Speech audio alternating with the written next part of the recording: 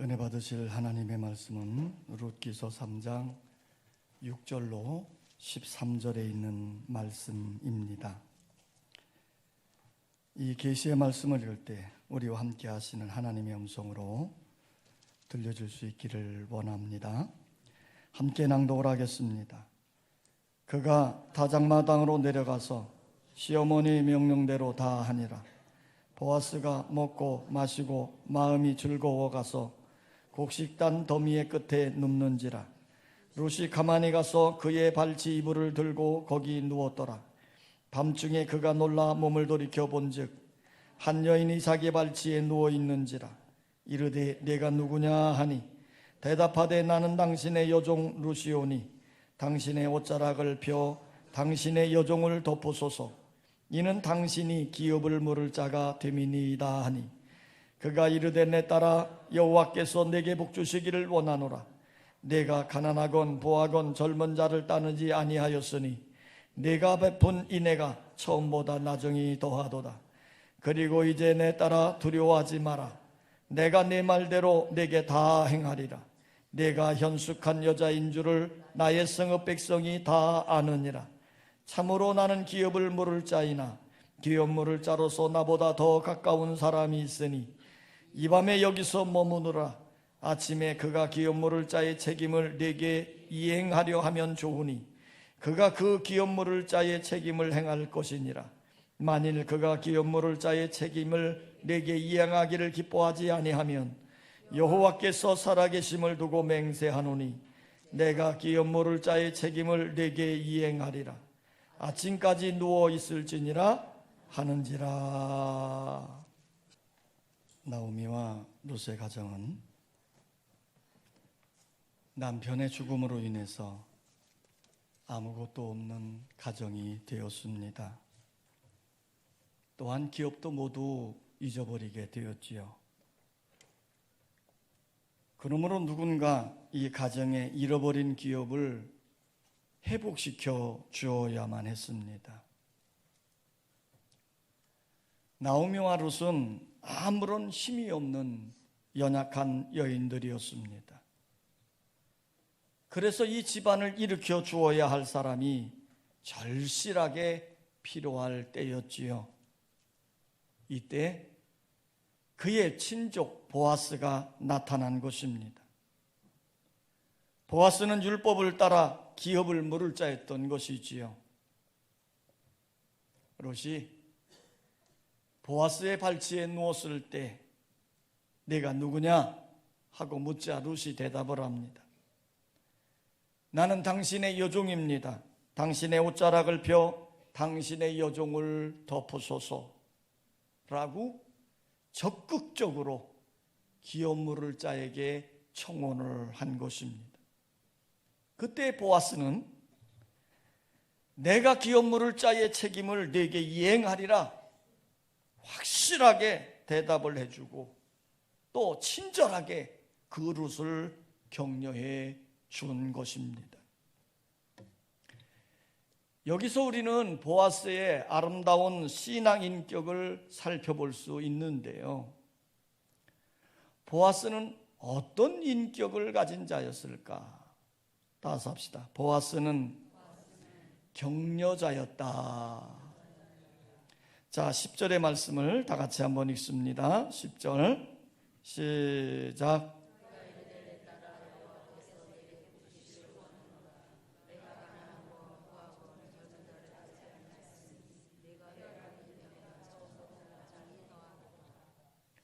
보아스는 룻을 축복하면서 그녀의 행위를 격려하고 칭찬하고 있습니다. 보아스는 위로자요 격려자였어요. 특별히 오늘 본문 말씀을 보면 보아스는 2번씩이나 룻에게 내 딸아 하고 불렀습니다. 이 말에서 보아스의 따뜻한 인간미를 살펴볼 수 있는데 밤중에 갑자기 나타난 여인에게 내 딸아 하고 부르는 것 얼마나 다정한 위로의 말이겠습니까?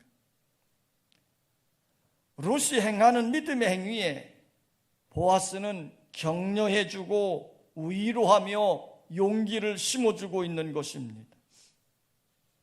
진정한 믿음의 사람은 격려자요 위로자가 되어야 하는 거예요.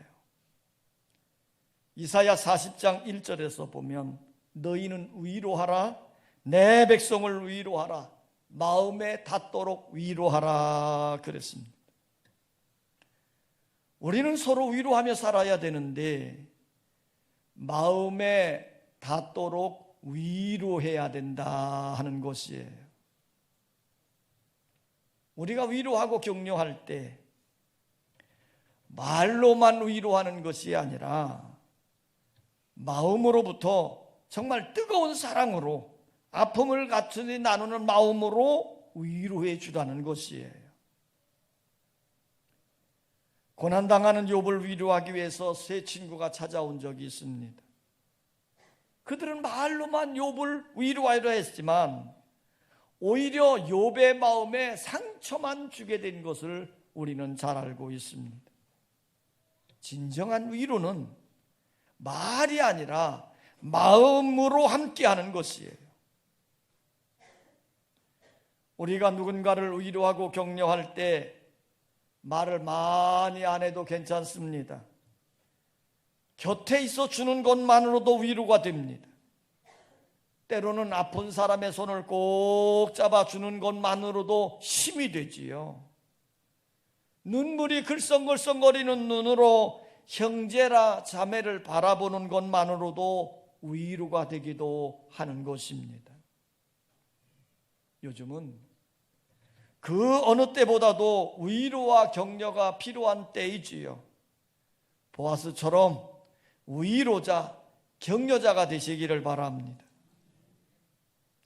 천재과학자 아인슈타인이 어릴 때 너무나 공부를 못했대요. 수학을 제외하고는 모든 과목이 낙제 점수였답니다. 그래서 담임 목사님이 부모를 불러놓고 이 아이는 아무래도 공부를 시키는 것이 시간 낭비입니다. 그러니 다른 방향으로 진로를 정하는 것이 좋을 듯합니다 라고 권고를 했더래요. 자, 선생님의 이 말을 들은 아인슈타인이 크게 낙심을 했는데, 그런데 그의 어머니는 그 아인슈타인을 붙들고 늘 격려하는 자였다는 거예요. 너는 다른 아이들과 다르니 틀림없이 성공할 거야. 너는 다른 아이와 특별히 다르니 너는 크게 성공할 거야. 그러면서 낙심하고 있는 아들을 늘 격려해 주었다는 거지요. 아인슈타인은 어머니의 격려 속에 성장해서 세계적인 과학자가 됐습니다. 훗날 그는 어머니의 격려가 아니었더라면 자기는 이 자리에 있을 수 없었더라고 고백을 하기도 했지요. 어머니의 격려가 아들을 세계적인 과학자로 만들게 된 것입니다.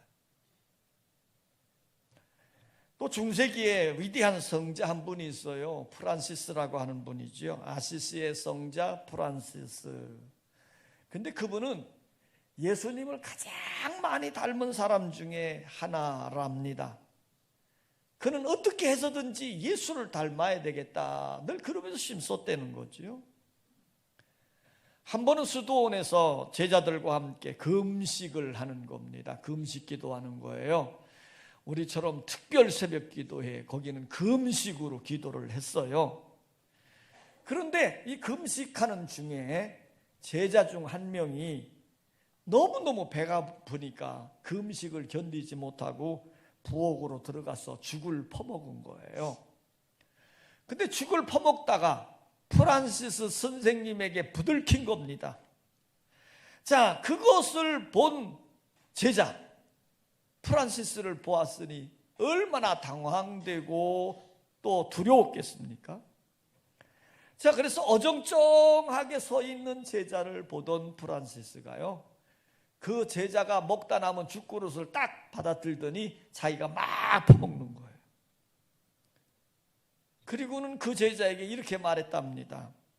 배가 많이 고팠지? 실상은 나도 배가 너무너무 고팠어.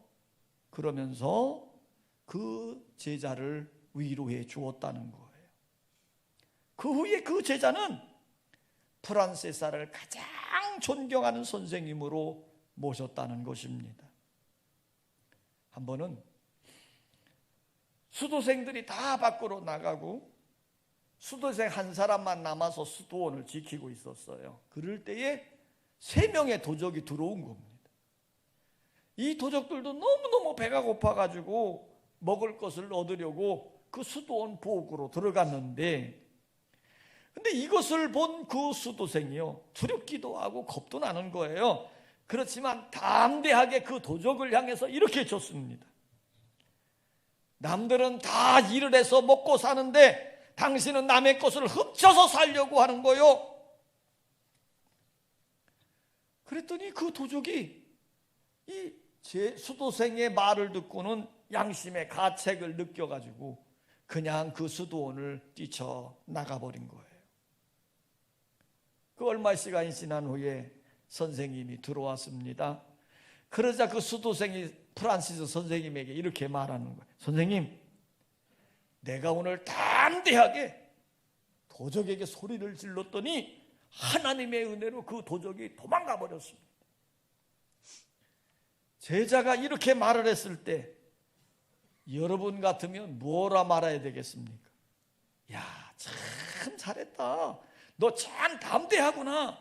어떻게 3명의 도적을 물리쳤니? 이래야 되겠지요. 그러나 프란시스는 그렇게 하지 않았습니다. 내가 실수했구나. 배고픈 사람들이 들어왔는데 내가 그렇게 그 사람들을 쫓아내다니. 빨리 빵과 포도주를 들고 쫓아가서 그들에게 갖다 주어라. 이렇게 지시를 했다는 겁니다. 그러니까 그 수도생이 어떻게 하겠어요? 프란시스가 시키는 대로 빵과 포도주를 가지고 도적이 간 쪽을 향해서 뛰어간 거지요. 그리고 도적을 만났습니다. 그리고는 우리 선생님이 당신들에게 이걸 갖다 주라고 합니다. 그리고 빵과 포도주를 주었더니 도둑들이 그 말을 들으면서 감동을 받고 회개를 하더랍니다. 그리고는 그들이 수도원으로 들어와서 훌륭한 제자들이 되었더라는 거예요. 성도 여러분, 격려와 칭찬의 말은 대단한 힘이 있습니다. 프란시스의 말 한마디가 도적을 해결시켜 수도사가 되게 하는 능력이 된 것이지요.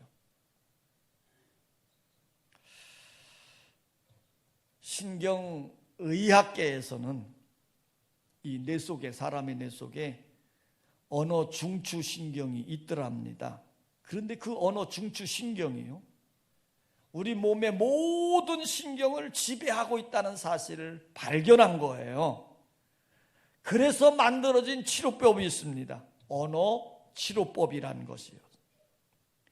이 언어 치료법이라고 하는 것은 환자에게 매일 2번 내지 3번씩 10분에서 15분 정도 동안 언어로 치료를 하는 겁니다. 예를 든다면 당뇨병 환자에게 하루에 2-3번씩 10분가량 나의 혈당치는 정상이 되고 있다. 나의 혈당치는 정상으로 되고 있다. 자기의 입술로 말하는 거예요. 자, 이렇게 계속 말하는 거예요. 그렇게 해서 당뇨병을 고치는 법이 언어치료법입니다. 위스콘주의 한 병원에서 암 환자에게 언어치료법을 적용한 적이 있습니다. 언어치료법을 하면서 나는 다 나았다. 나는 고칠 수 있다. 나는 건강하다. 이것을 하루에 3번씩 10분 동안 3주 동안 계속하게 한 거예요. 그랬더니요, 모든 암의 흔적이 다 사라져버리고 고통이 사라져버리고 건강이 회복되어졌다고 하는 임상보고가 기록되어져 있습니다. 이처럼 말의 능력은 대단합니다. 그래서 격려하며 위로하고 칭찬하며 감사하며 살아야 되는 것이에요.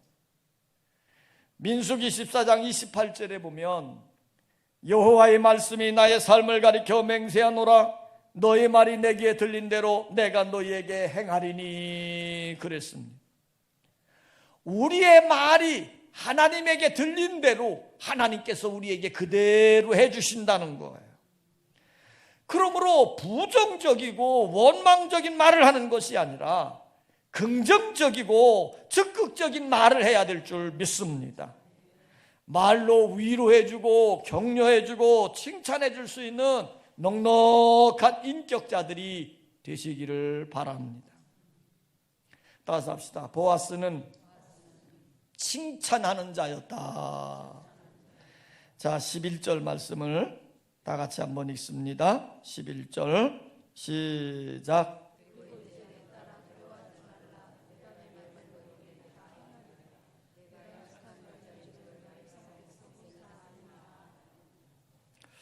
지금 보아스가 룻을 향해서 칭찬을 하는 거예요. 내가 현숙한 여자인 줄을 나의 성읍 백성이 다 안다. 이렇게 칭찬하고 있는.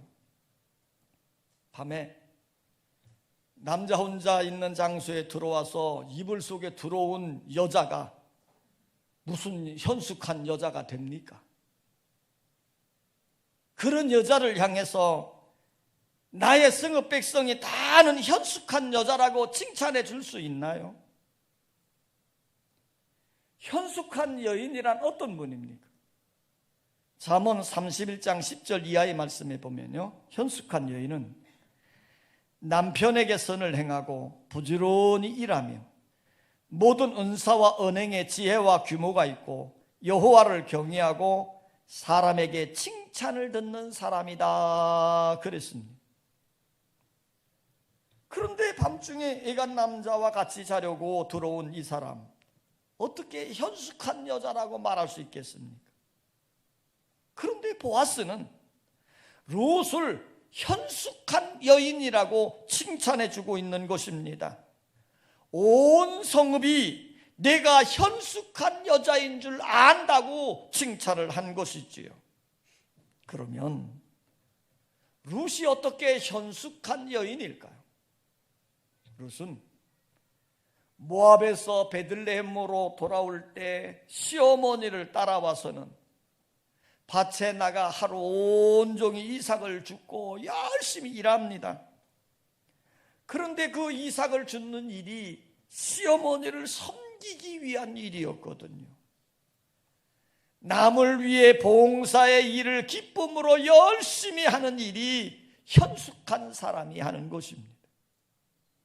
또한 룻은 자기 조국과 신을 버리고 오직 여호와 하나님만이 참신인 줄 알고 하나님을 섬기며 하나님의 백성이 되기 위해서 베들레헴까지 왔으니 현숙한 신앙인인 것입니다. 룻은 현숙한 여인이었습니다. 보아스는 룻이 현숙한 여인임을 나의 성읍 백성이 다 안다 그랬습니다. 이 말은 룻이 지닌 아름다운 신앙의 소문이, 시어머니에 대한 효도의 소문이 온 성 안에 소문으로 쫙 퍼졌다 이 말이에요. 성도 여러분, 아름다운 소문이 나야 합니다. 아름다운 소문은 성도의 명예이며 하나님의 영광입니다. 신앙의 아름다운 소문이 널리 퍼지는 것이 축복입니다. 아름다운 인격에 대한 소문이 널리 퍼지는 것이 자랑입니다. 교회 봉사의 소문이 널리 퍼지는 것이 전도입니다. 하나님은 성도의 아름다운 소문을 통하여 영광을 받으시는 것이지요. 우리도 룻과 같이 현숙한 사람으로 아름다운 소문을 내야 될 줄 믿습니다. 보아스는 칭찬해주고 격려해주는 인격을 가졌습니다. 지금 룻을 칭찬하고 격려해주고 있는 것이에요. 현숙한 여인으로 기업 물을 일을 믿음으로 행하고 있는 룻을 친정으로 격려하고 칭찬해주고 있는 것이지요. 칭찬은 받을수록 좋습니다. 칭찬을 받으면 격려가 되고 생활에 힘을 얻게 되는 것입니다. 칭찬이 그 일을 더 잘하도록 분발케 하는 것이지요. 예수님도 공생애를 사실 때 많은 사람들을 칭찬했습니다. 세례 요한을 칭찬했고, 수르보니게 여인을 칭찬했고, 백부장을 칭찬했고, 두렙돈을 헌금한 가난한 과부를 칭찬했고, 정말 믿음으로 행하는 많은 사람들을 칭찬해 주었어요. 예수님의 삶을 돌이켜보면 예수님은 칭찬해 주는 분이었습니다. 칭찬은 사람을 변화시키는 힘이 있습니다. 칭찬을 받으면 격려가 되고 분발케 되는 것이에요. 그래서 잠언서 16장 24절에 보면 선한 말은 꿀송이 같아서 마음에 달고 뼈에 양약이 되느니라 그랬습니다. 선한 말이 무엇입니까? 칭찬하는 말입니다. 긍정적인 믿음의 말입니다. 격려하는 말입니다. 칭찬하면 꿀송이 같아서 마음에 달라요. 그래서 칭찬을 다 좋아하는 겁니다. 어린이도 좋아하고 어른들도 좋아하고 노인들도 좋아하는 거예요. 그래서 칭찬은 고래도 춤추게 한다고 하는 책도 나왔습니다. 여러분, 서로 칭찬하며 살아야 됩니다. 남편은 아내를 칭찬하고 아내는 남편을 칭찬하고 부모는 자녀를 칭찬해 주어야 됩니다. 그럴 때 삶의 변화와 즐거움이 넘쳐지게 될 줄 믿습니다. 따라서 합시다. 보아스는 도와주는 자였다. 보아스가 룻에게 이렇게 말합니다. 내 딸아, 두려워하지 말라. 내가 내 말대로 다 행하리라. 내가 기업물을 짜이지만 나보다 더 가까운 친족이 있으니 내일 아침에 그 사람에게 기업물을 기회를 줄 것이다. 그런데 그가 기업물을 일을 하지 않겠다고 한다면 내가 책임을 지겠다. 여기서 보아스의 인격이 더 돋보이는 장면입니다. 보아스는 남을 도와주고 남을 생각해주고 남을 이해해주는 사람이었습니다. 보아스 자신에게는 돈도 많이 있었고 나이도 많았고 명성도 얻은 자였습니다. 얼마든지 자기가 기업 물을 수 있지만 율법에는, 그 고엘 제도는 가장 가까운 친족부터 하도록 되어 있기 때문이에요. 그래서 보아스는 말하는 겁니다. 내가 아니고 나보다 더 가까운 친족이 있으니 그에게 먼저 기회를 주고, 그 사람이 못한다고 하면 내가 반드시 기업 물을 일을 행하리라고 약속을 한 것이지요. 보아스는 하나님의 말씀을 근거로 해서 약속을 하고 있는 것이에요. 여러분, 남을 도와주는 것도 좋고 남을 격려해 주는 일도 좋은 것이지만 그것은 반드시 하나님의 말씀을 따라 행해야 하는 것입니다. 자기의 기분 따라, 자기의 감정 따라 하다 보면 오히려 도움이 아니라 상처를 줄 수도 있기 때문인 것이지요. 오늘 본문 13절 말씀을 보면 책임이라고 하는 말이 4번씩이나 반복되어져 나옵니다. 보아스는 자기의 인격을 걸고 책임을 지겠다고 약속을 하는 것입니다. 가까운 친족이 안 하면 내가 반드시 기업 물을 일을 행하리라고 약속을 하고 있는 거예요. 여러분, 예수 그리스도는 우리와의 약속을 반드시 책임져 주시는 분이십니다. 예수님은 어제나 오늘이나 영원토록 변함이 없으신 분이신데, 그러기에 하나님의 말씀은 전혀 변하지 않기 때문에 이 말씀에 의한 약속은 반드시 이루어지는 줄 믿습니다.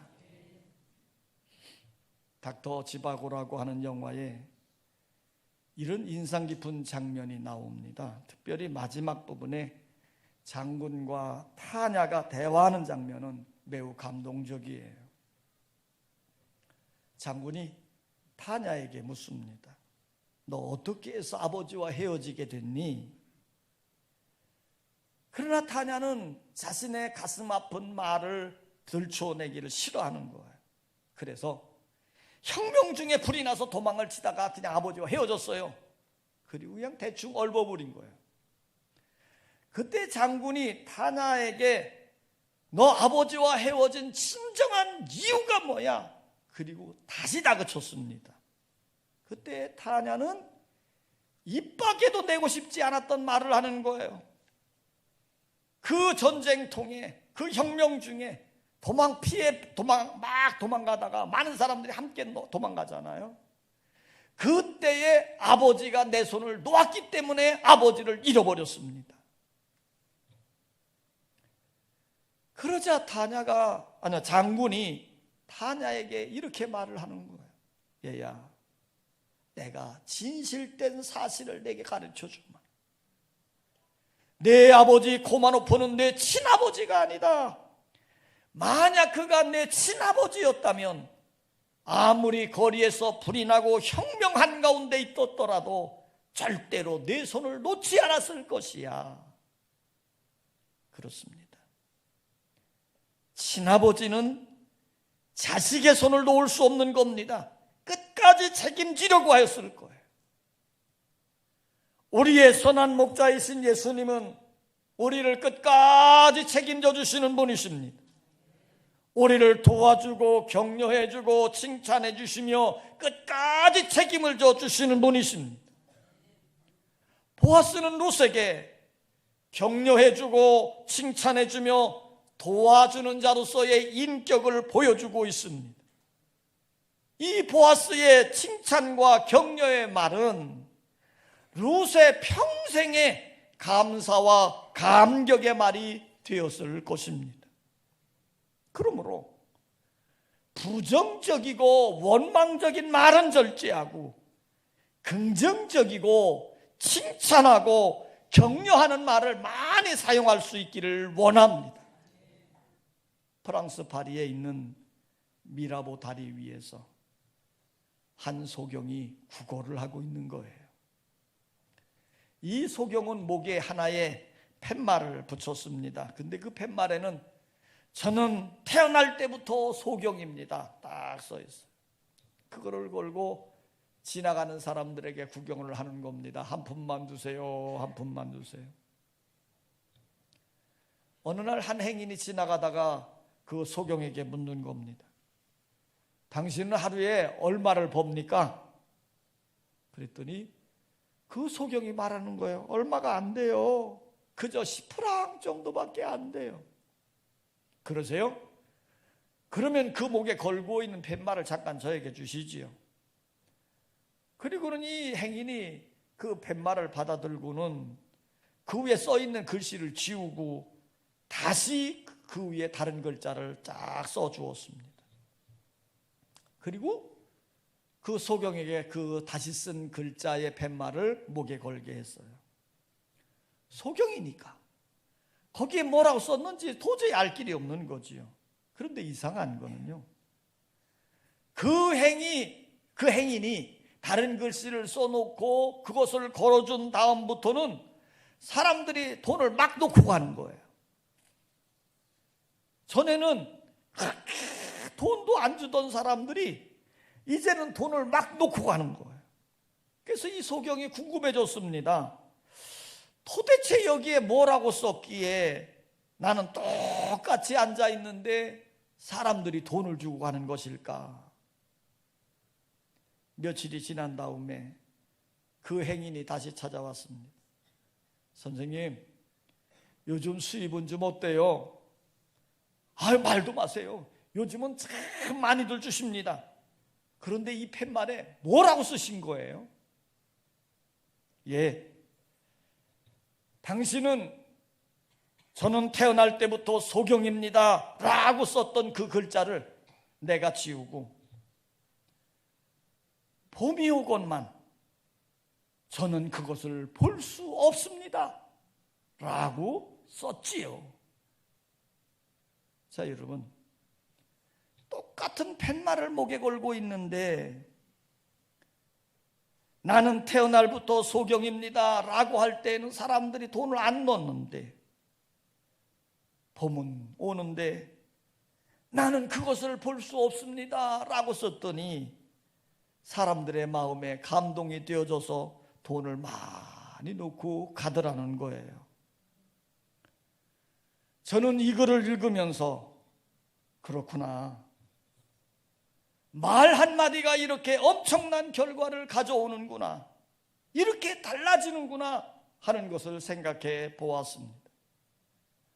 말 한마디에 천냥빚을 갚는다는 속담이 있는 것처럼 좋은 말, 긍정적인 말, 칭찬한 말을 사용해야 될 줄 믿습니다. 보아스는 격려하는 사람이었습니다. 보아스는 칭찬하는 사람이었습니다. 보아스는 도와주는 사람이었습니다. 보아스처럼 격려하며 칭찬하며 도와주는 멋진 믿음의 삶을 살아가시기를 주의 이름으로 축원합니다.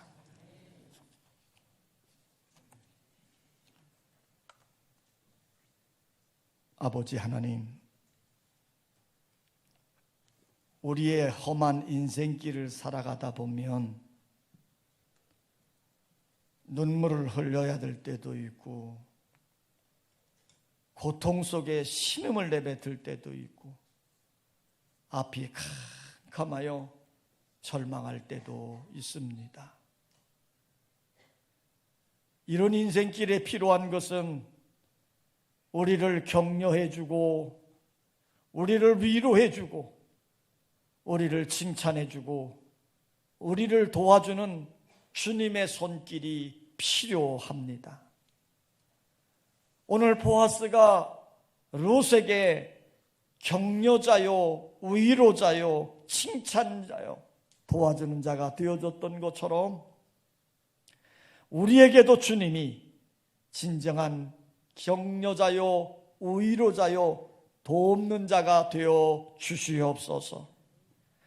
그럴 때 우리는 우리의 주어진 인생에 새 힘을 얻게 되어지고 하나님의 약속의 말씀을 붙들고 믿음 안에 승리하는 자로, 축복된 자로 살아갈 수 있습니다.